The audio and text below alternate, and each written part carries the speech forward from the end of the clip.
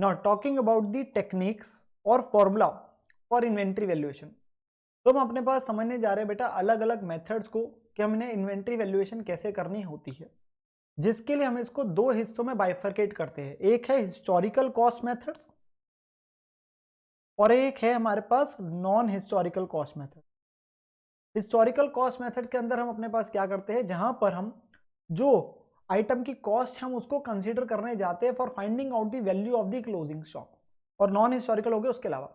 अभी हमारे पास इस पर्टिकुलर वीडियो के अंदर हम अपने पास सीखेंगे हिस्टोरिकल कॉस्ट मेथड्स को, जिसके अंदर यहाँ पे आपके सामने दिए हुए बेटा 5 मेथड। नॉन हिस्टोरिकल को मैं आगे जाके इसके बाद सिखाऊंगा, और हम अपने पास विद एग्जांपल अपने पास इसको सीखेंगे, अपने पास क्वेश्चन करेंगे जी पूरे का पूरा। ना इसके अंदर टोटल में आपके 5 मेथड्स आते हैं। एक सबसे पहले स्पेसिफिक आइडेंटिफिकेशन मेथड। नो ये बिल्कुल एक अलग हो जाता है, इससे रिलेटेड अलग से हम कोई प्रैक्टिकल की बात नहीं करते, बट इसको समझने की कोशिश जरूर करेंगे। बड़े आसान सा मेथड है। स्पेसिफिक आइडेंटिफिकेशन मेथड आपके तब अप्लाई करा जाता है जब आइटम्स आपस में ऑर्डिनरली इंटरचेंजेबल नहीं होती। जब आइटम्स अपने आप में ऑर्डिनरली इंटरचेंजेबल नहीं होती। सर इसका क्या मतलब है बेटा? इसका मतलब यह है कि मान लीजिए अपने पास आपने 10 यूनिट्स खरीदे किसी चीज के, आपके पास साल के अंत में अब 3 यूनिट्स रह गए।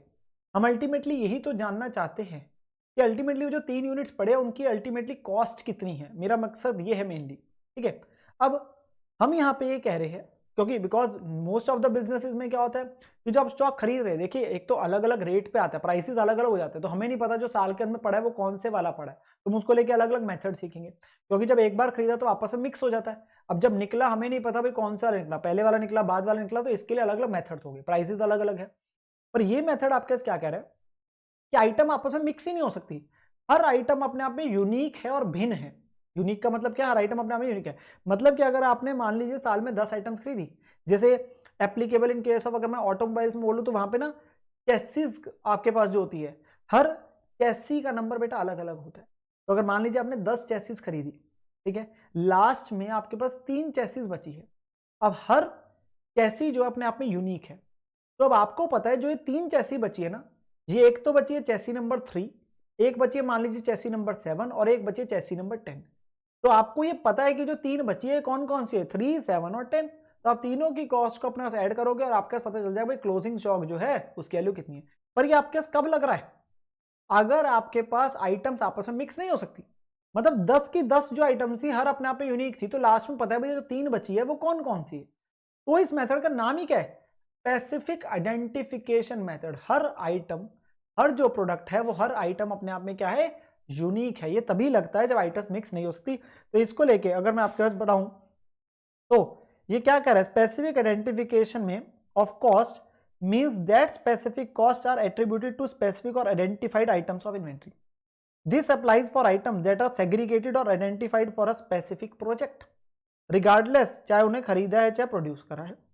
When there are large number of items of inventory which are ordinarily interchangeable, specific identification of cost should not be applied। बेटा अगर आपके आइटम्स मिक्स हो सकती है, आपने मान लीजिए मैंने बोला 10 अपने यूनिट्स खरीदे, अगर वो 10 आइटम्स आपके मिक्स हो सकते हैं, आपस में एक जैसे ही है, तो आपस में मिक्स हो गए। अब हमें नहीं पता जो लास्ट में बचे हैं 3 यूनिट्स वो कौन से है, हर आइटम अपने आप में यूनिक नहीं है, तो थोड़ी ना मेथड लगा सकते। तो उसके लिए हमारे अगले मेथड्स लेंगे। तभी हमारे पास ये मेथड लगता ही कब है? जब आपके पास आइटम्स मिक्स नहीं हो सकती। अब अगले वाले जो आ रहे हैं, ये चारों आपके पास कब लग रहे हैं? जब आपके पास आइटम्स मिक्स हो सकती, आइटम्स ऑर्डिनरली इंटरचेंजेबल। तो मैं अपने पास अगर मैं बोलूं इनको, ये आपके पास कब लग रहे हैं? जब आइटम्स ऑर्डिनरली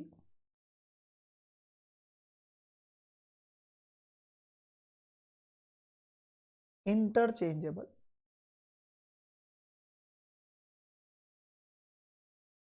जब आइटम्स आपस में मिक्स हो सकती है, ऑर्डिनरली आपके पास मिक्स हो सकती है। जैसे कि हम अपने पास बोलते बेटे डिपार्टमेंटल स्टोर्स है आपके पास, मान लीजिए जैसे हमने शुगर का एग्जांपल लेते थे, तो अगर जो बेटा ट्रेडर अब शुगर खरीद रहा है, उसका शुगर के अपने पास जो है, जो मान लीजिए जो आपके पैकेट्स आ रहे हैं उसके पास तो अलग अलग टाइम पे आते जा रहे हैं। अब वो अपने गोडाउन में उनको रखता जा रहा है, जो बोरी आ रही है, आटा आ रहा है, जिसमें वो चीज़ आ रही है बनके। नो, पहले आई फिर बाद में आई फिर दोबारा आई 2 महीने बाद फिर दोबारा आई, अब वो तो मिक्स होती जा रही है, एक जगह पे उसकी चेकिंग करते जा रहे हैं, उसमें देखने का पता थोड़ा ना चलेगा कौन सी पहले है कौन सी बाद में। तो वो आइटम्स आपस में क्या मिक्स होगी? ऑर्डिनरली इंटरचेंजेबल है। जो हर आइटम अपने आप यूनिक थी तो कौन सा लगा दिया हमने? स्पेसिफिक आइडेंटिफिकेशन की बात हो गई, वहां तो बड़ा आसान होता है, ठीक है ना, वहां तो हमें पता ही है कि कौन सी बची है, वो कब कब खरीदी थी। मेन है अगले चारों मेथड, जिसके अंदर एक है फर्स्ट इन फर्स्ट आउट, जिसे शॉर्ट में बोलते हैं फीफो, एक आएगा last in first out, LIFO, एक हम सीखेंगे सिंपल एवरेज और एक सीखेंगे वेटेड एवरेज में, एक हम सीखेंगे सिंपल एवरेज और एक सीखेंगे वेटेड मेथड। ना इन चारों मेथड्स का आपके पास जो है बेटा, मैं अपने पास with the help of example question के साथ मैं आपको सिखाऊंगा, तो मैं इसके साथ साथ आपको क्वेश्चन नंबर 1 कराता जाऊंगा, फिर मैं जो इसका पार्ट भी लिखा हुआ है जो आपके पास है, आपके पास जो लिखा हुआ है मटेरियल है, आपके पास नोट्स जो लिखे वो भी समझा दूंगा। तो हम अपने पास क्या करते हैं, सीधा आते हैं क्वेश्चन नंबर 1 पे। तो क्वेश्चन नंबर 1 में हम अपने पास इन सारे मेथड्स को अपने पास सीख जाएंगे एक एक करके, सो डोंट वरी अबाउट दैट, ठीक है। तो हमारे पास जो क्वेश्चन है वो कुछ इस प्रकार से आपके पास है। क्वेश्चन नंबर 1, अब मैन्युफैक्चरर का following record of purchases of material है जो वो यूज करते हैं अपने टीवी सेट को बनाने के लिए। तो डेट, क्वांटिटी और प्राइस पर यूनिट दे दिया, तो उसने महीने में 4 बार बेसिकली परचेज करी, दिसंबर 5, दिसंबर 11, दिसंबर 26 और दिसंबर 19। क्वांटिटी बता दी और प्राइस बता दिया कि पहली बार 50, फिर 55, 60, 60, 71। 1600 यूनिट्स उसने इशू करे पूरे महीने में, जो कि इशूज की डिटेल बता दी, डेट और क्वांटिटी। तो दिसंबर 6 को 500, दिसंबर 21 को 600, दिसंबर 30 को 500 और 1600 इशू हो गए, तो 1600 बता दिया। अगर मैं आपसे ये पूछूं बेटा कितने यूनिट्स बचे हैं गोडाउन में लास्ट में, सिंपल सी बात है भाई 1000 यूनिट बचे, भाई 2600 खरीदे हैं टोटल में, 1600 गोडाउन से बाहर चले गए, तो कितने बचे, 1000 बचे। पर हमें उसकी वैल्यू बतानी, हमने अलग अलग प्राइसेस पे उनको खरीदा हुआ है, तो हमने इसलिए सीखना है कि अपने पास जो बचा हुआ स्टॉक है उसकी कितनी कॉस्ट है, ठीक है। तो हमें इन्वेंट्री की वैल्यू निकालनी है बाय दी फॉलोइंग मेथड्स। तो सबसे पहला आपके पास आ रहा है बेटा यहाँ पे फीफो मेथड, तो मैंने आपको बोला था फीफो का मतलब है first in first out, that is ये मेथड ये कहता है कि जो एक किस बेसिस पे चला, जो गोडाउन में सबसे पहले आया, तो हम यही मान रहे हैं कि वही गोडाउन से सबसे पहले बाहर गया। बड़ा सिंपल सा मेथड है, फर्स्ट इन फर्स्ट आउट। तो जो गोडाउन में सबसे पहले आया है वही गोडाउन से हम मान रहे हैं कि सबसे पहले बाहर गया है। जो गोडाउन में सबसे पहले आया है हम यही मान रहे हैं वही गोडाउन से सबसे पहले इशू हुआ है, वही पहले गोडाउन से सबसे पहले बाहर गया है। तो हमने यहाँ पे वैल्यू निकालनी है इस मेथड को लेके, ठीक है ना। अब हम क्या करते हैं, ऐसे केस में छोटा सा, बिल्कुल छोटा सा आपके सामने क्या है, एक चार्ट सा बना हुआ है, ठीक है। एक बार मैं बता रहा हूं, एक बार वो समझ लेंगे आपके कॉलम क्या, फिर आप वीडियो पॉज करके फॉर्मेट बना लेना। सो कॉलम्स क्या क्या बेटा, एक है डेट, एक है पर्टिकुलर्स, रिसीट, इशू और बैलेंस, और उसके अंदर भी हर हेडिंग के अंदर 3 है, क्वांटिटी, रेट और अमाउंट, क्वांटिटी, रेट और अमाउंट, 3 आपके पास बने हुए हैं, ठीक है ना। तो हमारे पास जो है बेटा, अब आप वीडियो पॉज करके इस फॉर्मेट को अपने पास बना सकते हैं, फिर मैं अपने पास बताऊंगा कि आपके पास इसे कैसे भरना है। जब हमारा मेथड कौन सा है, हमारा मेथड है फीफो का, तो हम अपने पास कैसे करेंगे इसको, ठीक है ना। तो वीडियो पॉज कर लीजिए और फॉर्मेट को बना लीजिए बेटा। अच्छा जी, तो अब क्या फॉर्मेट बन गया हमारे पास, सिंस ये सबसे पहला मेथड है तो मैं अपने पास टॉप पे लिख देता हूं फीफो। हम फीफो के अंदर करने जा रहे हैं। नाउ हमने क्या करना है, समझना है अपने पास कैसे बनाते हैं। तो हमने यहाँ पे ट्रांजेक्शन बाय ट्रांजेक्शन चलना है, दैट इज दिसंबर 5 को सबसे पहले 900 यूनिट्स खरीदे 50 रुपए के हिसाब से। तो क्या करेंगे आप, यहाँ पे आएंगे, तारीख में आया बेटा 5 दिसंबर, आपने पर्टिकुलर्स में लिखा परचेज, कितने यूनिट्स आपने खरीदे बेटा, हमने खरीदे 900 यूनिट्स। तो रिसीट में आ गया, जब खरीदे हैं तो गोडाउन के अंदर स्टॉक आया है, कितने रुपए में खरीदा है हर यूनिट, 50 में, तो 900 और 50 रुपए के हिसाब से। तो कितनी वैल्यू का स्टॉक हो गया, 900 इंटू 50, 45,000, ठीक है जी। तो 45,000 का हमारे को रिसीव हुआ है स्टॉक। अब इशू तो किया नहीं इस दिन, कुछ इस दिन नहीं किया, 5 दिसंबर। तो इस ट्रांजैक्शन के बाद हमारे पास कितनी वैल्यू ऑफ स्टॉक पड़ा है, बिल्कुल यही पड़ा है भाई, 900 यूनिट्स पड़े हैं, 50 वाले पड़े हैं, और इसकी वैल्यू कितनी है 45,000। हमने सीधा बैलेंस में लिख दिया। देखिए जी, या तो आया होगा स्टॉक या गया होगा, और उस इवेंट के होने के बाद कितना स्टॉक बचा है वो आपके पास आ गया, ठीक है ना। देन अगली ट्रांजैक्शन क्या है, 5 दिसंबर की हो गया भाई, 6 दिसंबर की, जब गोडाउन से बाहर गया, जो कि गए 500 यूनिट्स, जो कि गए 500 यूनिट्स। तो दिसंबर 6 को हमने क्या लिखना है, पर्टिकुलर्स में लिखना है बेटा इशू, अब हमारे गोडाउन से कितने यूनिट्स बाहर गए बेटा, 900 खरीदे थे, गए 500 है, तो 500 हमने क्वांटिटी में लिख दिया। हमारा मेथड है फीफो। यहां तो अगर मैं बोलूँ ना कोई भी मेथड लगा लेंगे बेटा, गोडाउन में जब आया ही एक ही प्रकार का स्टॉक है तो वही जाएगा ना। जब पड़े ही 900 यूनिट्स है जो कि 50 पे खरीदे हुए थे तो उसी में से जाएगा।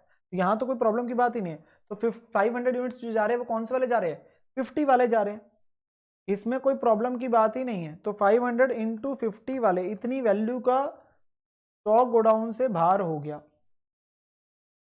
तो इस इवेंट के बाद अब कितनी वैल्यू का स्टॉक पड़ा है, 900 थे, 500 चले गए, कितने बचे, 400। बिल्कुल सही। कितने रेट वाले, 50 वाले हैं, तो कितनी वैल्यू होगी, बैलेंस आपके पास 20,000। मल्टीप्लाई करके आपके पास आ जाएगा, या आप 45,000 माइनस 25,000 भी करोगे तो 20,000 आ गया। यहां तक बड़ा ही आसान हमारे, ठीक है ना। अब इसके बाद अगली ट्रांजेक्शन कब है, अगली ट्रांजेक्शन बेटा दिसंबर 11 को, जिस दिन 600 यूनिट्स खरीदे 55 के हिसाब से, 600 यूनिट्स 55 के हिसाब से आपके पास डेट हमारे पास कौन सी थी बेटा, 11 दिसंबर। अगेन परचेज करें 600 यूनिट्स 55 के हिसाब से, तो 600 इंटू 55, 33,000 का स्टॉक और खरीद लिया। अब आपने क्या करना है, इसके बाद बैलेंस वाले में अब कितने यूनिट्स हो गए भाई, 400 पहले पड़े थे, 600 और हो गया, और हर हम अपने पास अलग अलग करते हैं। तो मैं ना बैलेंस वाले में, ताकि आपको कंफ्यूजन ना हो, मैं अपने पास अंडरलाइन करता जाऊंगा ताकि आपको कंफ्यूजन ना हो। ऐसा आपका कोई कंपल्शन नहीं है, बट आपको इसे क्लैरिटी रहेगी। तो हमारे पास बेटा एक तो 400 यूनिट्स पड़े हैं 50 वाले, उसकी कॉस्ट तो 20,000 है, ठीक है। और हमने 600 यूनिट्स और खरीदे, वो भी पड़े 55 वाले, उसकी अमाउंट 33,000 है। ताकि हमारे को पता रहेगा ना भाई हमारे पास, और मैं सीरियल नंबर में लिख देता हूँ, इन द सेंस जो पहले आया था वो पहले लिखा हुआ है, जो बाद में वो बाद में, मतलब उस सीरियल में चल रहा है। तो इस ट्रांजेक्शन के बाद हमारे ग्राउंड में वैसे टोटल टोटल बताऊं तो 1000 यूनिट्स हो गए, 400 पहले थे, 600 और खरीदे, तो आपके पास 50 के हिसाब से और 600 इंटू 55 करके वो वैल्यू आ गई। ये आपके पास बन गया एज ऑन डेट 11 दिसंबर को कितना स्टॉक है, ठीक है जी। अब आपके पास ये एंट्री भी होगी, ठीक है जी। अब इसके बाद अगली इवेंट आ रहा है जी 21 दिसंबर को 600 यूनिट्स इशू करे, 21 दिसंबर को 600 यूनिट्स हमने इशू करे।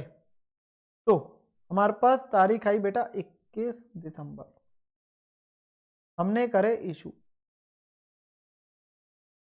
कितने यूनिट्स इशू करे हमने, हमने इशू करे 600 यूनिट्स। कितने यूनिट्स, 600 यूनिट्स। अब यहां पे आया मेथड का रेलिवेंस।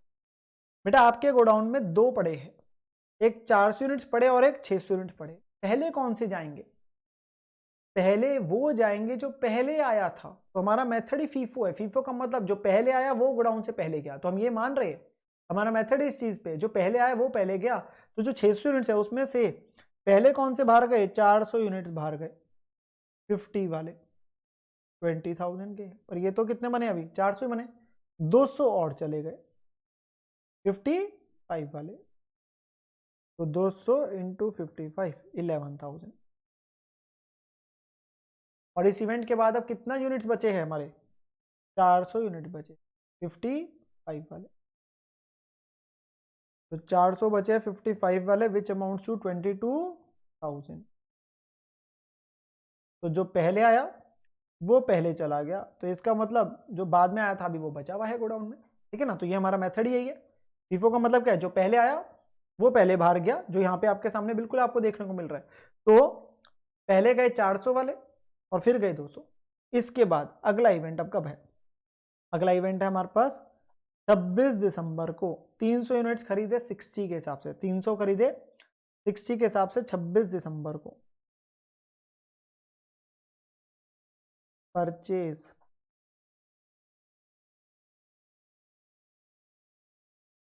तीन सौ यूनिट्स खरीदे बेटा 60 रुपीज के हिसाब से, तो 300 इंटू 60 18,000।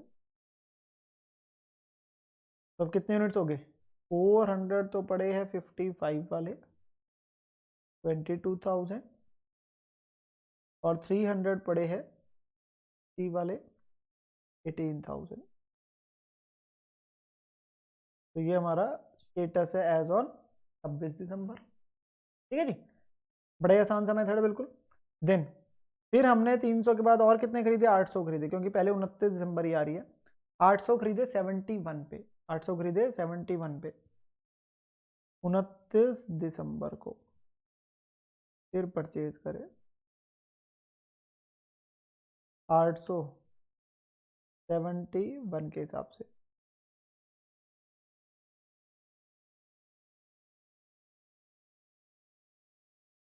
तो 800 इंटू 71, 56,800।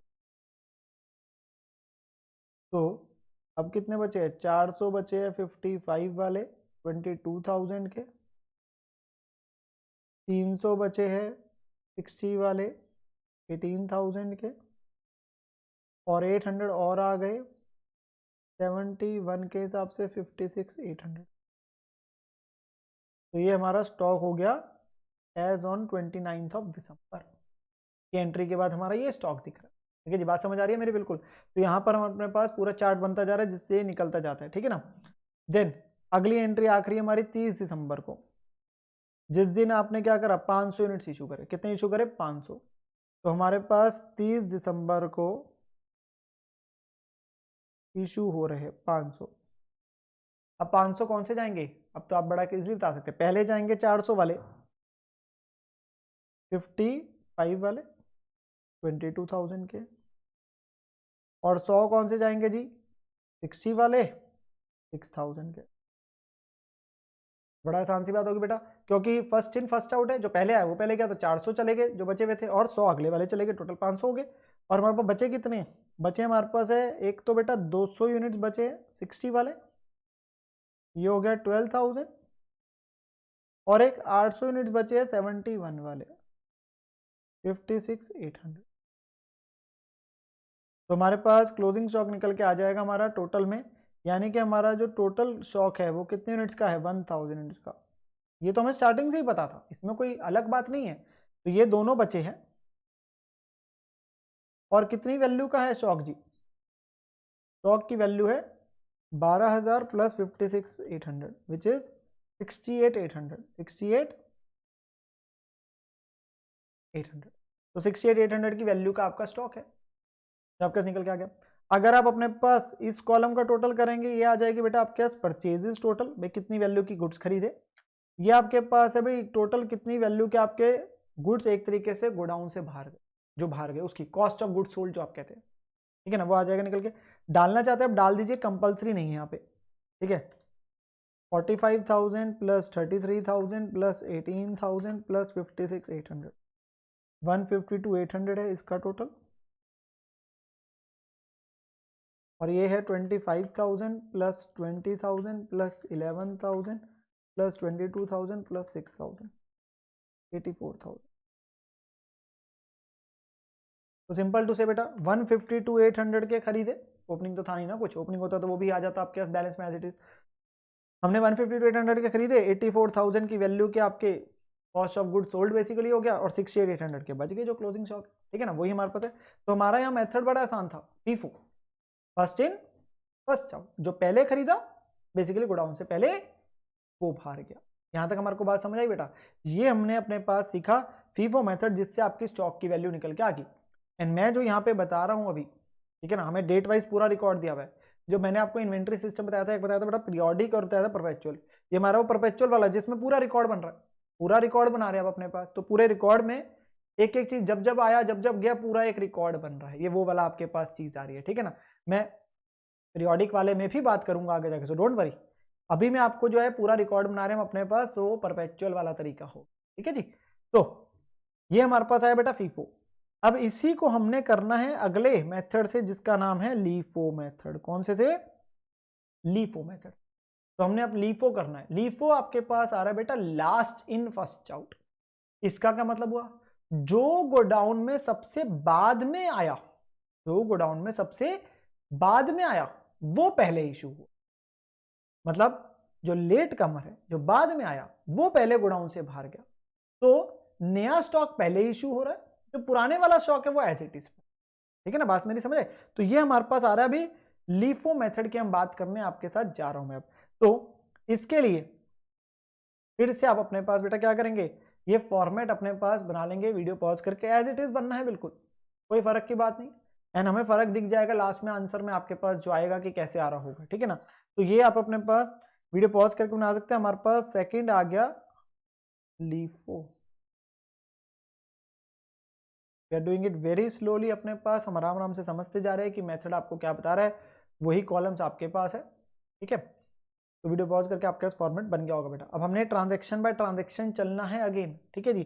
तो सबसे पहले आपकी ट्रांजैक्शन कौन सी तारीख को थी बेटा, 5 दिसंबर को 900 यूनिट्स 50 के हिसाब से। तो हमने अपने पास दिखाया 5 दिसंबर परचेज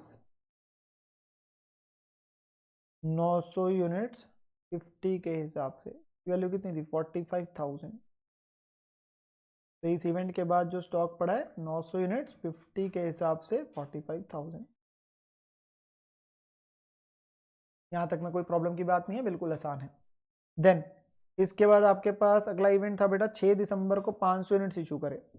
तो 6 दिसंबर को इशू किया बेटा। ये जैसे मैंने कहा था मेथड जो मर्जी हो, यहाँ पे तो जब पड़ा ही गोडाउन में एक ही प्रकार का है तो उसी में से जाएंगे। तो जो आपने 6 दिसंबर को 500 यूनिट्स इशू करे वो तो इसी में से जा रहे होंगे, 50 वाले रेट के ही पड़े। तो 25,000 के इशू हो गए। तो जो बचे हैं कितने बचे हैं 400 यूनिट्स बचे हैं 50 वाले 20,000। इसमें आपके पास कोई प्रॉब्लम की बात ही नहीं आनी है, ये आपके पास बहुत ही आसान था। यहाँ तक जब एक से ज्यादा पड़े होंगे तो आपको मेथड में समझ आएगी बात, ठीक है। अभी जो आगे जाके बढ़ जाएंगे हमारे, अब आपने 11 दिसंबर को 600 खरीदे 55 के हिसाब से। तो 11 दिसंबर को परचेज करे 655 के हिसाब से। तो कितनी वैल्यू बन गई थी 33,000। अब बेटा हमने क्लोजिंग स्टॉक लिखना, लिखो सीक्वेंस में ही। सीक्वेंस का मतलब क्या हुआ, पहले वही लिख दो जो पहले पड़ा था। क्लोजिंग स्टॉक में वैसे ही लिख दो, 400 पड़े हैं 50 वाले 20,000 के, 600 पड़े हैं 55 वाले 33,000। तो ये आपका क्लोजिंग स्टॉक हो गया बेसिकली इस ट्रांजेक्शन के बाद, ठीक है जी। यहां तक हमारे पास बात होगी बेटा। तो हमने अपने पास जो यूनिट्स और आए थे हमारा स्टॉक बढ़ गया, 400 भी पहले के पड़े थे 600 और बढ़ गए। अब हमारा अगली ट्रांजेक्शन कौन सी तारीख को है बेटा, 21 दिसंबर को हमने 600 इशू करे। 21 दिसंबर को 600 यूनिट्स इशू करे।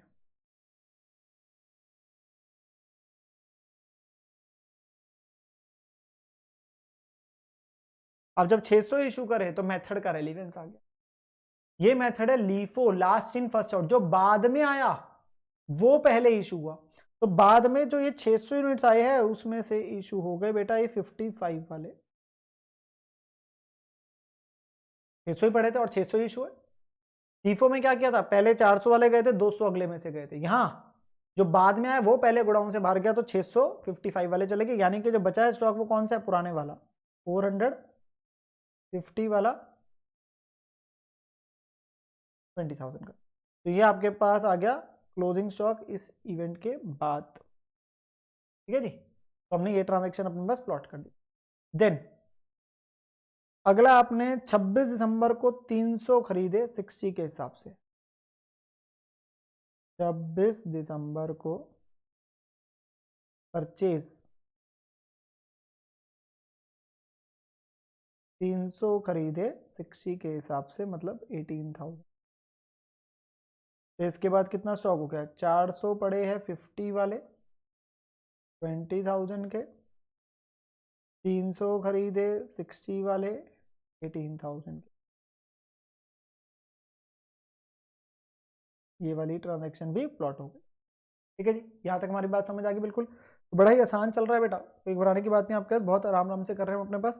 फिर अगली ट्रांजैक्शन में फिर से खरीदे 29 तारीख को 871 के हिसाब से। तो 29 तारीख को फिर परचेज करे 871 के हिसाब से, 56,800। तो अब आपके पास कितने हो गए 400 50 वाले 20,000, 360 वाले 18,800, 71 वाले 56,800। तो ये हमारा क्या निकल के आ गया, स्टॉक 29 दिसंबर की एंट्री के बाद, 29 दिसंबर की एंट्री के बाद हमारा ये स्टॉक आ गया। अब आपके पास बेटा है हमारी अगली एंट्री, जो कि है 30 दिसंबर को 500 यूनिट्स इशू हुए। 30 दिसंबर को 500 यूनिट्स इशू हो रहे हैं हमारे पास, तो वो हमें पता करने हैं। तो 30 दिसंबर आई तारीख, इशू करे हमने 500। अब 500 किस में से जाएंगे, लीफो है जो बाद में आया वो पहले गया, तो सबसे लास्ट में जो 71 वाले आए थे 800, उसमें से जा रहे बेटा 500 यूनिट 71 वाले। तो 500 इंटू 71 35 500।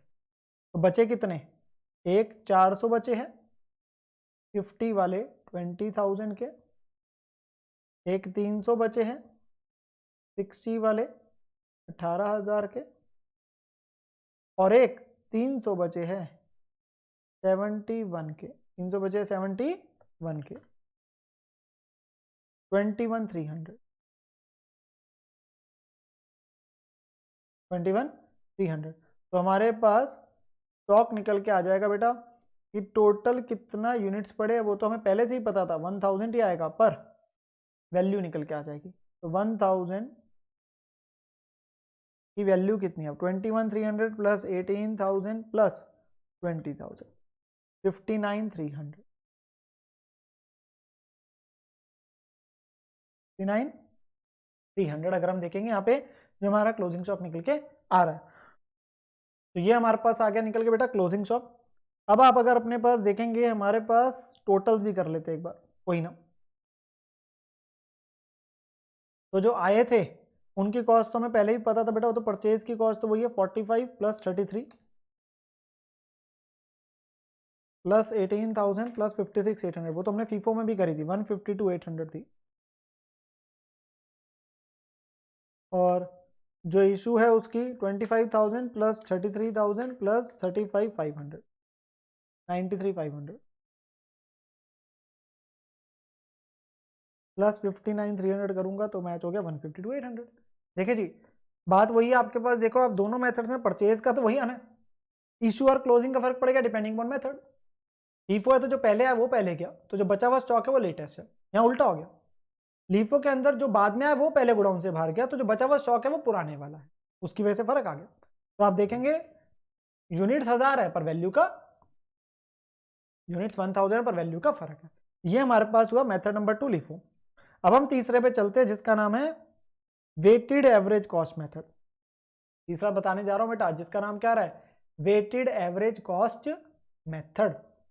अब इस मेथड के अंदर अगेन हम अपने पास क्या बनाएंगे, टेबल बनाएंगे, ठीक है ना। तो टेबल बिल्कुल सेम है बेटा, घबराए मत, मुझे पता है थोड़ा सा आपके पास जो है लेक्चर थोड़ा सा बड़ा हो जाना है ये वाला, बट यहाँ पे हम एक ही से आपके क्वेश्चन के साथ सारे अपने पास मेथड सीख जाएंगे, बिकॉज वो आपको ज्यादा क्लैरिटी देता है, वो हमेशा आपको क्लैरिटी हमेशा ज्यादा देगा। और ये हमेशा ही में अपने पास ऐसे होता है कि ये हमेशा कहीं ना कहीं बड़ा हो जाता है लेक्चर, क्योंकि यहाँ पे हम अपने पास सीखते सारे method. And let me tell you, weighted average में बनना है बस आखिरी बार, सिंपल एवरेज में बनता नहीं है। तो एक थोड़ा सा आपके लिए अच्छी खबर हो जाएगी सुनने के लिए कि सिंपल एवरेज में बनाने की जरूरत नहीं पड़ेगी, वेटेड में बस ये आखिरी बार और बनाना है इस क्वेश्चन के अंदर, ठीक है। सो हमारा जो तीसरा मेथड है बेटा वो आपके पास है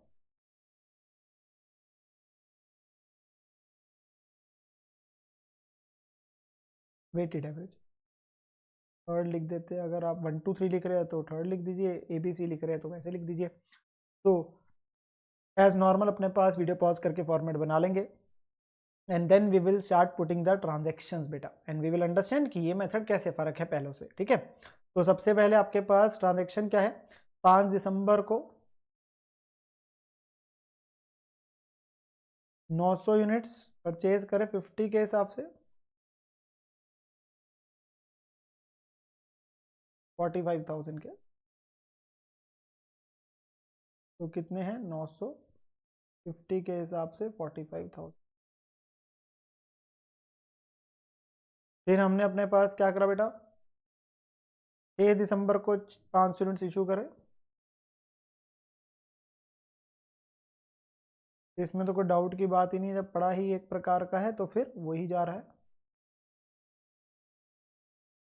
ये तो इररिस्पेक्टिव ऑफ एनी मेथड आपका कोई फर्क नहीं पड़ा इसमें तो, क्योंकि जब पढ़ा ही एक प्रकार का है तो आपके पास क्या प्रॉब्लम आनी, फिर तो जाएगा ही उसमें से, तो जाएगा ही उसमें से। अब बस ध्यान से समझने वाली बात आ जाएगी मेरे साथ, ठीक है। अब 6 दिसंबर के बाद 900 खरीदे थे, 500 चले गए। अब 11 दिसंबर को 600 खरीदे 55 के हिसाब से। 11 दिसंबर को परचेज करे हैं 655 के हिसाब, 33,000। पॉज ले लीजिए, कोई जल्दबाजी नहीं, लिखना दीजिए क्लोजिंग स्टॉक को कैसे लिखना है, समझेंगे मेरे साथ। यहां पर बेटा आइटम मिक्स हो जाती है हमारे पास, हम तो यही बात करें ना, आइटम्स आपके पास ऑर्डिनरली इंटरचेंजेबल है। तो हम पहले मेथड बोल रहे हैं, हम ये बोल रहे हैं जो पहले है वो पहले गया, लीफो के अंदर जो बाद में है वो पहले गया। वेटेड एवरेज कहता है जी ऐसा करिए, आप अपने पास इकट्ठे ही कर दीजिए, कॉस्ट भी इकट्ठे ही निकाल लीजिए अपने पास। कोई हम ये नहीं बोल रहे जो पहले आया जो बाद में आया वो पहले जा रहा है, इकट्ठे करके चलिए। अब इकट्ठे करने का चलने का मतलब क्या, आपने क्या करना है बेटा, आपने यूनिट्स को ऐड करना है। पहले थे 400 और 600 आए, तो टोटल कितना स्टॉक हो गया 1000। 400 प्लस 600। अब इस टोटल की कॉस्ट कितनी है भाई, 400 की कॉस्ट थी 20,000, 600 को खरीदा 33,000 में, तो टोटल की कॉस्ट होगी 53,000। ये दोनों एडेड करके आ जाएंगे। अब आपकी per unit cost obviously change होगी भाई, 53,000 की वैल्यू का स्टॉक गोडाउन में पड़ा है और ये टोटल में 1000 यूनिट्स है, तो पर यूनिट कितने होगी 53। हमने अपने पास एवरेजिंग कर दी बेटा। यहां पे बस बच्चा कई बार यही कंफ्यूज होता है 53 कैसे बेटा, 53 सबसे लास्ट में आ रहा है, तो ये बैलेंसिंग फिगर है एक तरीके से मैं ये बोलूंगा। पहले 1000 डाला ऐड करके, फिर क्वांटिटी आपके पास वैल्यू डाली, और फिर आपके पास रेट आ रहा है। तो ये आपके पास था 400 प्लस 600, और ये था 20,000 प्लस 33,000।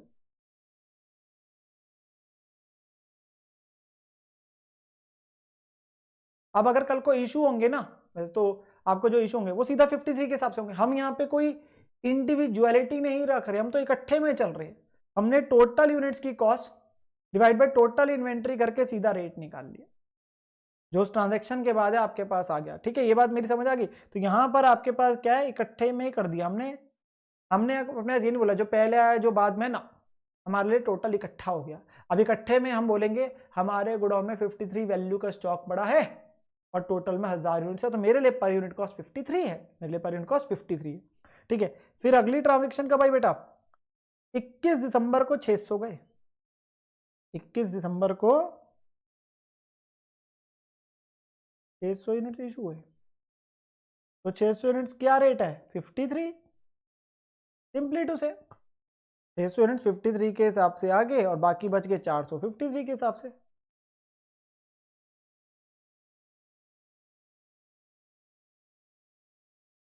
तो 400 इंटू 53 21,200, या आप अपने पास 53,000 माइनस 31,800 कर दो, बात तो वही है। ठीक है ना। तो अगर देखेंगे ना यहाँ पे क्लोजिंग स्टॉक में कोई पाइलअप नहीं होता जाएगा कि बार बार अलग अलग, यहाँ क्लोजिंग स्टॉक में हर बार इकट्ठे ही आ रहा होगा। जैसे पहले में आ रहे थे ना कि जैसे जैसे बढ़ते जा रहे थे 2-2 3-3 बार लिखा जा रहा था, यहाँ ऐसा नहीं होगा बेटा, यहाँ एक ही बार आ रहा है। यहाँ इसका तभी मतलब वेटेड एवरेज कि हमने यूनिट्स और रेट को कंसिडर करा, मतलब अमाउंट को ध्यान में दिया हमने। तो टोटल अमाउंट कितनी वैल्यू का स्टॉक है डिवाइड बाय टोटल यूनिट्स कितने हैं, तो एक पर यूनिट आपकी कॉस्ट आ गई, वेटेड एवरेज कॉस्ट आ गई। ठीक है जी, ये आपके पास चीज आई। देन अगला आपके 26 दिसंबर को 300 खरीदे 60 के हिसाब से। 26 दिसंबर को परचेज करे 300 यूनिट्स 60 के हिसाब से, मतलब 18,000 के। अब सोच के बताया मुझे कैसे करेंगे। पर हम सबसे पहले 400 में 300 ऐड करेंगे, बिल्कुल सही, 700 बना बेटा। फिर हम 21,200 में 18,000 ऐड करेंगे, वो बना 39,200। तो आपने टोटल यूनिट्स डाले, टोटल अमाउंट डाला, अब डिवाइड कर दिया 700 से तो आपकी पर यूनिट कॉस्ट आ गई 56। हो सकता है डेसिमल्स में चला जाए, डेसिमल्स में चला जाए बेटा, तो आप डेसिमल्स में 2 डेसिमल तक अपने पास लिख दीजिए, अगर बाई चांस वो डिवाइड होकर आपका डेसिमल में आ जाती है पर यूनिट कॉस्ट। यहाँ अपनी पूरी आ गई। तो अभी अगेन ये बैलेंसिंग फिगर है, बस यहाँ पे क्या होती है, जब आप रिवीजन करते हो ना तो बेटा कंफ्यूजन आ जाती है कि भाई 56 कैसे आया, क्या समझाया, यूनिट्स में यूनिट्स ऐड करे, अमाउंट में अमाउंट ऐड करा, डिवाइड करा अमाउंट को यूनिट से, तो पर यूनिट कॉस्ट आ। फिर अगली एंट्री कब आई, अब 29 दिसंबर को, फिर हमने परचेज करे थे। अब कितने परचेज करे थे हमने, 800 खरीदे थे 71 के हिसाब से, 800 इंटू 71, 56 800। अब बेटा हमारे पास कितने थे, 700, 700 में 800 और आ गए तो 1500 हो गए। अमाउंट ऐड कर देंगे 39,200 प्लस 56,800, 96,000, 96,000, और 96,000 डिवाइड बाई 1500 करा तो 64 कॉस्ट आ गई। बेटा हर बार जब भी आप एक नया स्टॉक खरीदेंगे तो आपकी जो पर यूनिट कॉस्ट है वेरी हो जाएगी, वो ऑब्वियसली उन दोनों के बीच क्या आ जाएगी। जैसे सबसे पहले जब 50 वाला था और 55 वाला खरीदा तो यूनिट्स और उसको करते हुए 53 बन गई एवरेज कॉस्ट। फिर 53 वाला था, 60 वाला खरीदा तो एवरेजिंग होकर 56 रह गया। अब 56 के बाद 71 वाला खरीदा तो 64 आ गया। मैं ये नहीं बोलूंगा सिंपल एवरेज हो रही है, वो अलग मेथड बताऊंगा अभी, डोंट वरी। यहाँ वेटेड एवरेज का मतलब है total amount divide by total minutes, तो वेटेड एवरेज आपके पास हो गई, ठीक है ना। तो ये निकल के आ गया। अब हमने कितने इशू करे बेटा 30 तारीख को, हमने 30 तारीख को इशू करे 500 यूनिट।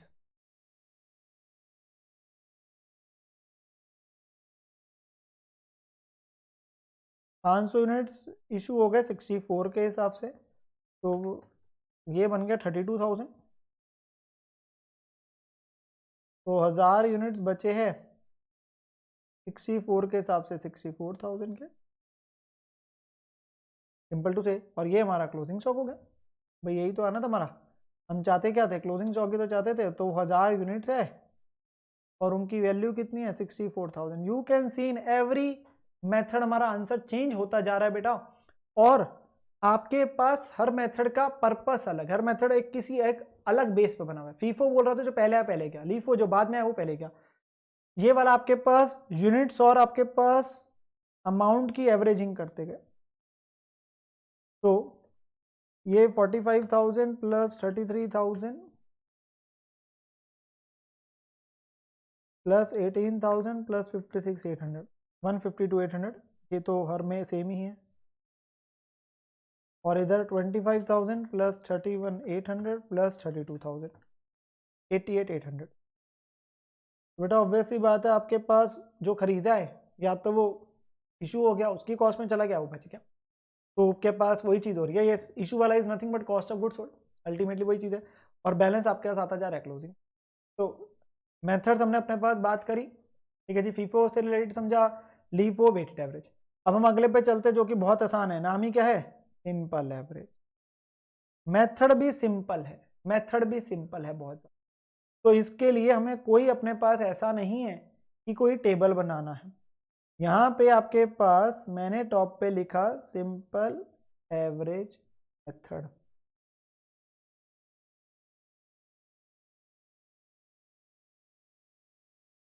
यहाँ पे हम क्या करते हैं, पूरे भी महीने में जितनी बार आपने स्टॉक खरीदा, बेटा ध्यान से बात सुनेंगे, जितनी भी बार आपने स्टॉक पूरे महीने में खरीदा उन सारे प्राइसेस की एक सिंपल एवरेज निकाल लीजिए। मैंने क्या बोला, जितनी बार स्टॉक खरीदा, यूनिट्स की बात नहीं कर रहा, प्राइसेस जितने जितने रेट पे खरीदा उनके एक सिंपल एवरेज निकाल लीजिए। तो हम यहाँ पे क्या करेंगे, सिंपल एवरेज निकालेंगे जो प्राइसेस है। तो हमारे प्राइसेस कौन कौन से बेटा, ये चार, 50, 55, 60, 71। तो इनकी अपने क्या करा, सिंपल अपने पास एवरेज निकालनी है। 50, 55, 60 और 71, कितने हैं टोटल, चार। यही हमारे प्राइसेस थे, 50, 50, 60 और 71। इनका हमने क्या करा, अपने पास सिंपल एवरेज कर देना है। 50 plus 55 plus 60 plus 71, 236 divide by 4, 59। और हमारा क्लोजिंग स्टॉक में यूनिट्स है 1000, तो वैल्यू आ जाएगी 1000 इंटू 59,000। अगर मैं आपके सामने एक वर्ड बोलूं तो आपको बड़ा अजीब सा लगेगा, बेटा ये सबसे रिडंडेंट मेथड है, परमिसिबल्स में से नहीं है, सिर्फ सीख रहे हैं, क्योंकि ये मेथड तो क्वांटिटी पे ध्यान ही नहीं दे रहा। मान लो आपने बेटा 10 यूनिट्स खरीदे 50 रुपए और एक आपने खरीदे 100 यूनिट्स खरीदे 60 रुपए पे। एक 10 यूनिट्स खरीदे और एक 100 यूनिट्स खरीदे, एक 50 रुपए पे खरीदे, एक 60 पे खरीदे। ये मेथड पता है क्या बोल रहा है, क्या 55 पे वैल्यू कर दो स्टॉक को जो भी बचा। मान लो अगर 25 यूनिट बचे हैं लास्ट में, तो बेटा अब यूनिट्स को तो ध्यान ही रखना, अब 10 वाले थोड़ी ना ज्यादा बचे होंगे, 100 वाले ज्यादा बचे होंगे, डिपेंडिंग ऑन भाई कौन से इशू क्या हुए आपके पास, मेथड पे फर्क पड़ेगा ना डिपेंडिंग ऑन। ये मेथड तो उस चीज को कंसीडर ही नहीं कर रहा, तो ये तो नंबर ऑफ यूनिट्स को जब ध्यान ही नहीं दे रहा, तो बहुत ही रिडंडेंट मेथड। ये तो सिंपल बोल रहा है, नाम भी यही है ना सिंपल एवरेज, तो सिंपल क्या बोल रहा है, प्राइसेस जो है वो एवरेज कर दो उसकी, सिंपल एवरेज अपने आंसर निकालो। बहुत रेयरेस्ट चांसेस का आपके पास पेपर के अंदर आना, बट सिंस गिवन है हमारे पास तो हमें समझना जरूरी था मेथड को कि क्या कहता है, कि मेथड क्या बोलता है, हमारे लिए बस समझना जरूरी था इस मेथड को, ठीक है ना। इसके अंदर कोई डिटेल्ड शीट वाली बात नहीं होती, यहाँ सिंपली ऐसे ही निकाला जाता है। आप सिंपल क्या करते हो, एवरेजिंग करते हो प्राइसेस की और आपने उससे अपने पास निकाल, ठीक है ना। ये आपके पास हुआ सिंपल एवरेज। नाउ आगे बढ़ते हैं हम अपने पास, हमने चारों मेथड्स को सीखा अपने पास, पूरा डिटेल रिकॉर्ड बनता है पहले 3 के अंदर, सिंपल एवरेज में हम ऐसा कोई रिकॉर्ड नहीं बनाते, हमारा सिंपल चलता। नाउ एक और चीज है नीचे लिखी हुई, इन्वेंट्री की वैल्यू निकालनी है अगर हम पीरियोडिक इन्वेंट्री सिस्टम से पता करें। नाउ मैंने आपको पीरियोडिक का मतलब समझाया था फिजिकल काउंट, परपेचुअल है पूरा रिकॉर्ड बना रहे डिटेल, जो कि हमने बनाया मेथड्स में आपके सामने है बेटा। हमने अपने पास लीफो के अंदर ये बनाया पूरा, लीफो के अंदर ये बनाया अपने पास, और फिर हमने अपने पास वेटेड एवरेज में भी बनाया, हमने पूरे पूरे अपने पास डिटेल रिकॉर्ड बनाया। ये होता है परपेचुअल सिस्टम, जिसके अंदर पूरा डिटेल रिकॉर्ड बना रहे हैं। एक आपके पास जैसे मैंने कहा, अब मैं एक्स्ट्रा बात करने जा रहा हूं पीरियोडिक, और अगर ऐसे में बोल रहा है पीरियोडिक, तो पीरियोडिक की भी बात आपको साथ में समझ आ जाएगी कि क्या फर्क पड़ता है उसमें, इन मेथड्स का उनमें कैसे फर्क पड़ेगा, आपके मेथड्स की वजह से आपके पास कैसे निकलेगा। तो इस केस के अंदर अगर पीरियोडिक की बात बोली जा रही है, तो इंफॉर्मेशन पता है क्वेश्चन की सिर्फ क्या होगी, वो आपको देगा डेट्स, परचेज कब कब किया, और सीधा भाई गोडाउन में गए और पता कर लिया स्टॉक कितना है, जो कि स्टॉक पड़ा है 1000 यूनिट। बस आपको इंफॉर्मेशन जो पता है अगर पीरियोडिक के केस में, वो सिर्फ क्या पता है। अगर मैं सिंपली बात करूं, अगला जो पार्ट आ रहा है, पार्ट बी ऑफ क्वेश्चन के हिसाब से लिख देता हूं, पीरियोडिक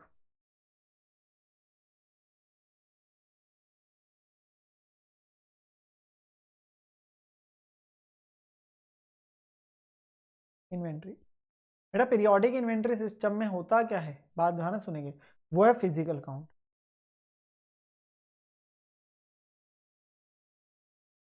मतलब कि कोई पर्सन नहीं बैठा जो जब जब बाहर जा रहा है कोई एंट्री नहीं कर रहा, वो कोई डिटेल रिकॉर्ड नहीं बनाना। आपके पास सिर्फ आपको इन्फॉर्मेशन जो पता है, आपको ये पता है हमने इस 4 डेट्स पे गुड्स खरीदे थे, मतलब परचेज डिटेल्स पता है,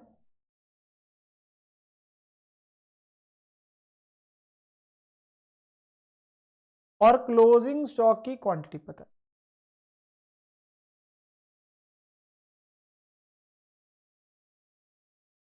मतलब आपको ये नहीं पता कि कब कब गोडाउन से बाहर गया, मतलब उसका कोई रिकॉर्ड नहीं बना रहे जैसे हम बना रहे थे अभी। तो यहां पर इन मेथड्स के अंदर डिपेंडिंग ऑन आप कौन सा मेथड फॉलो कर रहे हैं, आंसर क्या आएगा वो समझना है हमें। और वो तब होगा जब आपको क्वेश्चन ऐसे बोल रहा है, भाई परचेज तो बता दिया कब कब क्या, सीधा बता दिया क्लोजिंग स्टॉक कितना पड़ा है। अब बताइए आंसर कि अगर फीफो मेथड है, ये तो आसान हो जाएगा, अभी देखना आप। बेटा फीफो मेथड का मतलब क्या था, फर्स्ट इन फर्स्ट आउट, जो पहले गोडाउन में आया वो पहले बाहर गया। तो जो बचा हुआ स्टॉक है, हमारे पास स्टॉक जो पड़ा है वो कितना पड़ा है, हमारे को ये पता है कि हमने पूरे महीने में 2600 यूनिट्स खरीदे थे, और 1000 अगर बचे हैं तो 1600 इशू है, तो वही हमारा 1000 यूनिट्स है ना पड़े हुए। हमें ये नहीं पता कब कब गया। अगर कब कब गया वो सारा डिटेल पता है बेटा, फिर तो आप वो कर चुके हो, सीख चुके हो। तो मैंने आपको बता दिया, मैं आप समझाने जा रहा हूँ। You know only purchase details and you know only closing stock की क्वांटिटी, आपको सिर्फ ये पता है।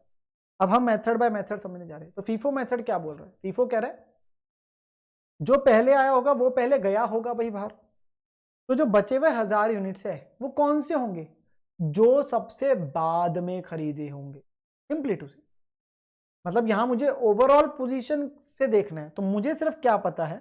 मुझे सिर्फ ये पता है कि पूरे महीने में मेरी ये परचेजेस है, इतने यूनिट्स इतने रेट के हिसाब से, और मेरे पास क्लोजिंग स्टॉक में 1000 यूनिट्स है।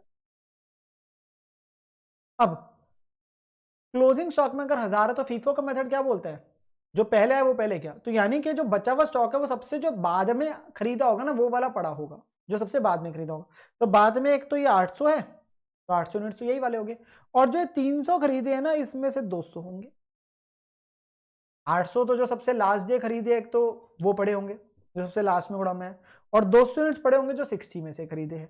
तो आपके पास आंसर देखते हैं हम, अपने पास क्या बनता है यहाँ पे कि हमारी वैल्यू क्या निकल के आएगी। 800 यूनिट्स तो पड़े हैं 71 वाले, और 200 यूनिट्स पड़े हैं हमारे 60 वाले। तो 800 इंटू 71, 56,800 प्लस 200 इंटू 60, 12,000। तो आपका 68,800 कर दिया जो फाइनल आंसर। आप कहेंगे सर यही तो आंसर हमारा जब हमने रिकॉर्ड बनाया था तब भी तो यही आ रहा था। आप चेक कर सकते हैं क्या यही आ रहा था, 6800 आ रहा था।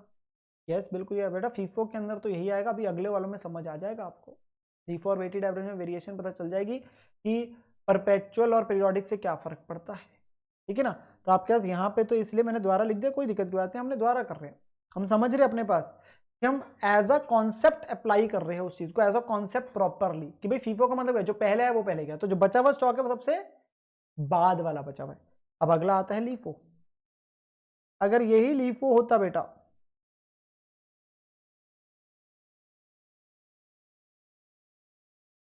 अगर यही लीफो मेथड होता तो क्या होता बेटा? अगर लीफो मेथड होता तो इसका मतलब क्या है कि जो 1000 यूनिट्स बचे हैं, जो 1000 यूनिट्स बचे हैं वो कौन से बचे होंगे? सोच के बताया अगर लीफो है तो एज अ ओवरऑल। तो एज अ ओवरऑल में अगर मैं देखूं, मेरे को सिर्फ इंफॉर्मेशन में है कि 2600 यूनिट्स खरीदे अलग अलग तारीखों पे, और क्लोजिंग स्टॉक में पड़े 1000 बस, और मेरे को कहता है मेथड है जी लीफो। तो लीफो में मैं क्या बोलूंगा? भाई आपके पास जो गोडाउन से गया होगा ना बाहर, वो जो बाद में खरीदा होगा वो चला गया होगा, यानी कि जो बचा हुआ स्टॉक होगा ना वो पता कौन सा होगा? जो सबसे पहले खरीदा है। लीफो में क्या होगा? जो सबसे पहले खरीदा है वही बचा रह गया होगा अभी, क्योंकि उसको थोड़ी ना बेचा होगा अभी, क्योंकि लीफो का मतलब क्या, जो बाद में खरीदा वो पहले बाहर गया। तो यहाँ पे कौन से बचे होंगे? 900 ये पड़े होंगे और 100 इसमें से पड़े होंगे।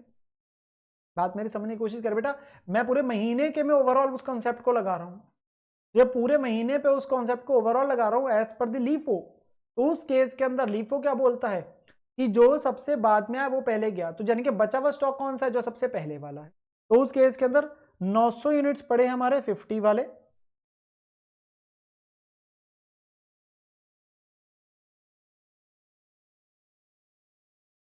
और 100 यूनिट्स पड़े हमारे 55 वाले।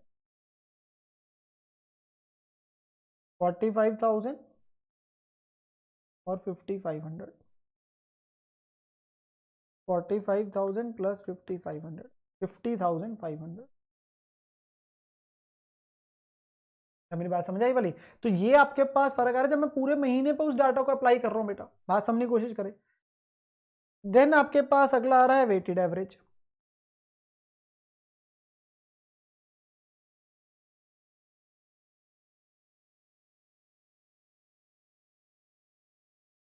आई नो बेटा कि थोड़ा सा हमारे पास क्या है, लंबा चल रहा है, बट जैसे मैंने कहा आपको कि ये इकट्ठे में जब करते हैं ना तो चीज़ अच्छे से समझ आती है। ठीक है ना। तो हमारे सारे मेथड का आपको तभी तो कंपैरिजन समझ आएगा। तो एक ही क्वेश्चन से आपको वो चीज़ समझा रहा हूं मैं सारी चीज़ें। ठीक है। अब वेटेड एवरेज में क्या है, अब इकट्ठे में है हम आपके पास, तो यहाँ पे जब इकट्ठे में है ना बेटा, तो आप पूरे महीने की वेटेड एवरेज कॉस्ट इकट्ठे निकालेंगे। तो वो क्या हुआ सर, इसका मतलब बेटा ये हुआ हमारी वेटेड एवरेज कॉस्ट पूरे महीने की इकट्ठे निकल रही, ट्रांजैक्शन बाय ट्रांजैक्शन नहीं है जो कि हमने टेबल में करा था, यहां इकट्ठे में है। तो हमने 900 यूनिट्स खरीदे थे 50 पे, फिर हमने बेटा कितने खरीदे थे, 600 खरीदे थे 55 पे, 600 खरीदे थे 55 में, फिर हमने कितने खरीदे थे, 300 खरीदे थे 60 पे,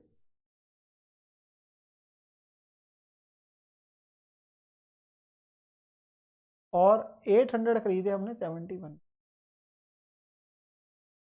और ये टोटल कितने यूनिट्स है, 2600। इकट्ठे में ही निकाल लिया, total value divide by total units. वहां क्या कर रहे थे, हर ट्रांजैक्शन पे चल रहा है ना, वो तो पूरा रिकॉर्ड बन रहा है, परपेचुअल वाला रिकॉर्ड है जहां पूरा बता रहे कौन कौन सी दिन को गया।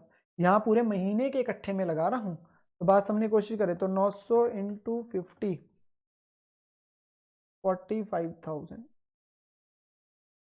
Plus 600 into 55 33,000। जैसे आपने परचेज कॉलम का टोटल करा था, मैंने करवाया था, plus 18,000 plus 800 into 71 56,800 divided by 2600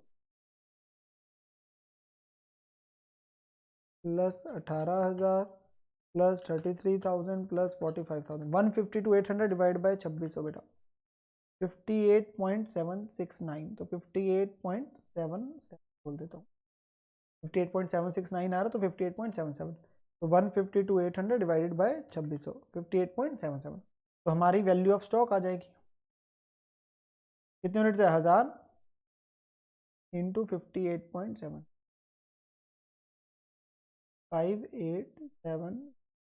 हम 2 डिजिट तक ले लेते हैं अपने पास, तो उससे मैंने कर दिया। तो ये फर्क आ रहा है आपके पास बेटा किस चीज में, मैंने पहले आपको पूरा डिटेल रिकॉर्ड वाला समझा, जो आपको अलग एक एक परचेज बता रखे, एक एक इशू बता रखे, हमने पूरे मेथड को समझा। फीफो में क्या फर्क, लीफो में, वेटेड एवरेज में, सिंपल एवरेज तो था ही आसान।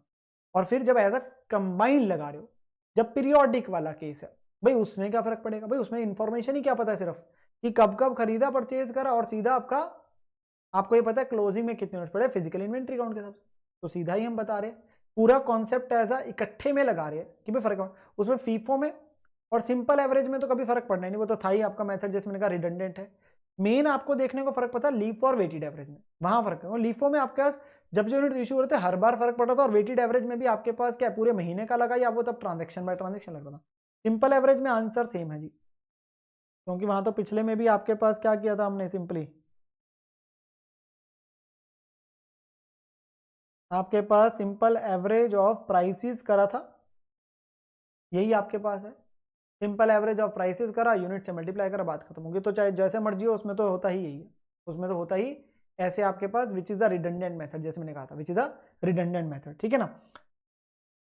ना ये क्वेश्चन से मैंने आपके पास बेटा कॉन्सेप्ट पूरा जो है हमारे पास FIFO LIFO weighted average simple average समझाने की कोशिश करी, साथ में मैंने पीरियोडिक की बात करी। अब बात ध्यान से मेरी सुनेंगे, अगर क्वेश्चन आपको पूरी ऐसे परचेज की डेट सारी देते हैं अलग अलग, और इश्यूज की भी देते हैं, और नॉर्मल में बोल रहा है फीफो वेटेड एवरेज वगैरह से करिए, तो आपके पास जैसे हमने पूरा टेबल बना के करे वैसे ही करना है, जैसे हमने पहले अपने पास पूरा टेबल बना के करा, जो परपेचुअल वाला वही है। वो तो पीरियोडिक वाला तो या तो क्वेश्चन ने बोल दिया जैसे मैंने नीचे लिखा, या आपके उसने सीधा ही परचेज की बस डेट्स देके आपको सीधा बता दिया भाई क्लोजिंग स्टॉक कितना पड़ा है, बस उतना बता दिया। तो आपके पास वो एक तरह से पीरियोडिक वाला होगा। जब पूरी एक एक इशू की डिटेल बता रहा है, डेट्स बता रहा है, तो फिर आपने पूरे टेबल्स बनाने जैसे हमने फीफो लीफो वेटेड एवरेज में बनाए हैं, ठीक है जी बात। नाउ एक बार के लिए हम बेटा क्या करते हैं, इससे रिलेटेड जो प्रैक्टिकल पार्ट है एक बार मैं वो भी पढ़ लेता हूँ, और फिर आपको कुछ और चीजें भी बता दूंगा छोटी सी, देन हम अपने पास इसको टॉपिक को खत्म करेंगे, आगे क्वेश्चन करेंगे, सो डोंट वरी। जैसे फीफो मेथड में क्या था, FIFO is a method of pricing the issue of materials in the order in which they are purchase. जिस ऑर्डर में खरीदते हैं उसी ऑर्डर में इशू होने की बात हो रही है। The earliest prices at which the materials were received are exhausted first before subsequent price are taken. जो पहले खरीदा वो पहले भी करा, सिंपली टू से। तो क्लोजिंग स्टॉक किस वैल्यू पे प्राइस हो रहा है, जो लेटेस्ट स्टॉक खरीदा, जो सबसे बाद में खरीदा है उस पे वैल्यू हो रहा है। Simple to understand, easy to operate. Closing stock very closely current market price पे दिख रहा है, because as good as, because सबसे लेटेस्ट वाले प्राइस पे दिख रहा है ना, इसलिए। मेथड में lead to clerical errors when prices बार बार फ्लक्चुएट करते हैं, तो ऑब्वियसली मेंटेन अगर रिकॉर्ड करना मुश्किल हो जाए तो गलतियां हो सकती है। टीओजीएस पुराने प्राइसेस का है, जबकि क्लोजिंग स्टॉक रीसेंट प्राइस का, जो मेन मुद्दे की बात है भाई। जो कॉस्ट ऑफ गुड्स सोल्ड है, क्योंकि जो पहले आया था वो बाहर पहले गया था, जो पुराने रेट वाले स्टॉक पड़ा था वो बिक गया, वो सीओजीएस में आ गया, और जो बचा हुआ स्टॉक है वो सबसे लेटेस्ट वाला है, ठीक है। जबकि लीफो में उल्टा हो जाना है। लीफो क्या है? Method of pricing the issue of materials in the reverse order in which they are purchase. Closing stock will be generally valued at the earliest price, जो सबसे पुराना रेट है उस पर दिख रहा होगा क्लोजिंग, क्योंकि जो बाद में खरीदा था वो पहले गोडाउन से बाहर गया, तो यानी कि बचा हुआ स्टॉक जो है वो पुराने वाला है, पुराने प्राइस वाला है। Prices of the most recently received consignment that is immediately last available are exhausted first before हम प्रीवियस कंसाइनमेंट प्राइसेस को ले, तो जो बाद में आया वो पहले बाहर गया, ठीक है ना। Cost of materials issued will reflect the current market price approximately, तो जो कॉस्ट ऑफ गुड्स सोल्ड है वो एक्चुअली में आपका करंट प्राइसेस वाला है। This enables the matching of cost of production with current sale revenue. Use of LIFO during the period of rising prices does not reflect undue huge profit in the income statement. Calculation complicated हो जाते हैं, cumbersome, जब बार बार खरीद रहे, जो मैंने पहले कहा था। This method is not acceptable under accounting standard और टू इनकम टैक्स अथॉरिटी। बेटा LIFO का मेथड अकाउंटिंग स्टैंडर्ड, जैसे मैं पहले बोला था अकाउंटिंग स्टैंडर्ड नंबर 2 है, उसके द्वारा परमिसिबल नहीं है, जो मैं आपको भी लिखवाऊंगा, भी अलग से आपको बता दूंगा कि कौन सा परमिसिबल है कौन सा नहीं है। तो LIFO उसमें से परमिसिबल मेथड्स में से नहीं है हमारे अकाउंटिंग स्टैंडर्ड्स के द्वारा या इनकम टैक्स अथॉरिटीज के द्वारा। इसमें कॉस्ट ऑफ गुड्स सोल्ड किस पे है? रीसेंट प्राइसेस पे, क्योंकि जो बिक रहा है वो लेटेस्ट वाला बिक रहा है तो रीसेंट प्राइस, जबकि क्लोजिंग स्टॉक कौन से वाला है? पुराने प्राइसेस वाला है, ठीक है ना बात। देन एक था simple average. Closing stock valued at the average price which is calculated by dividing the total of all units by the number of units rate. Redundant method जो मैंने कहा था। सिंपल एवरेज कैसे निकलता है? Total of unit price divide by total of number of purchase. तो example दे दिया, अगर 3 कंसाइनमेंट है इतने इतने रुपए वाली, तो हमने एक एवरेज प्राइस निकाल लिया। जब यूजफुल है, जब मटेरियल्स यूनिफॉर्म लॉट्स में आती है सिमिलर क्वांटिटी की, जब प्राइसेस फ्लक्चुएट ज़्यादा नहीं होते, सिंपल टू अंडरस्टैंड है, समझने में तो आसानी है, पर चाहे इतना आपका पॉपुलर में नहीं, और ये भी आपके पास अप्लाइड फॉर नहीं है by the accounting standards. Material issue cost does not represent actual cost price since material are issued at a price obtained by averaging cost price. तो आपको ऑब्वियसली हमने तो एवरेज प्राइस से निकालने की बात करी, तो इसलिए कह रहे हैं कि एक्चुअल नहीं है। It will give incorrect results अगर प्राइसेस फ्लक्चुएट करते हैं, और इट इज अनसाइंटिफिक, जैसे मैंने कहा था रिडंडेंट है बेटा, बिकॉज एवरेजिंग ऑफ प्राइसेस हो रही है विदाउट कंसिडरिंग क्वांटिटी। आप क्वांटिटी को तो ध्यान में ही नहीं रख रहे यहाँ पे, सिर्फ प्राइसेस की एवरेज कर दी, जो कि कौन सा मेथड रखता है हमारा आखिरी? Weighted average. तो वेटेड एवरेज क्या है? It gives due weightage to quantities purchase and the purchase price to determine the issue price. ये पूरी वेटेज दे रहा है आपके पास किस चीज की? जो आपने क्वांटिटीज खरीदी और जो किस प्राइस पे खरीदा। Closing stock weighted average cost पे आता है, जो कि कैसे निकलता है? Total cost of goods received divide by total quantity खरीदी। तो टोटल कॉस्ट का करते थे अमाउंट कॉलम का, टोटल यूनिट्स करते थे, तो वेटेड एवरेज आ जाते। Smoothens the price fluctuations if any, जो भी है। Issue price need not to be calculated for each issue unless कोई नया मटेरियल ना हो। बढ़ेगा, अगर न्यू प्राइस का आ रहा है स्टॉक तो ही प्राइस चेंज होगा ना। पहले भी 60 वाले एवरेज प्राइस पड़े, द्वारा 60 वाले खरीदे, तो वेटेड एवरेज प्राइस तो बेटा सेम ही चलता रहेगा ना सब में। Difficult to compute since every new lot receive would require recomputation of issue price. Obviously जब जब नया लॉट आएगा, बार बार जैसे हमने अपना चार्ट बनाया था पूरा, तो बार बार आपके प्राइसेस निकलते हैं, बार बार आपको प्राइस निकालने पड़ते हैं।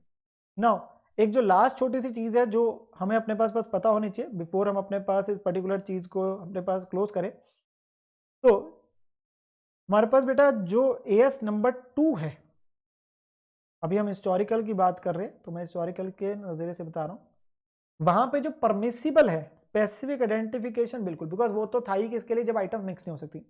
इन चारों में से FIFO परमिसिबल है और वेटेड एवरेज परमिसिबल है, सिंपल एवरेज और LIFO परमिसिबल नहीं। तो अपने पास बात अपने पास ध्यान से रख लेना।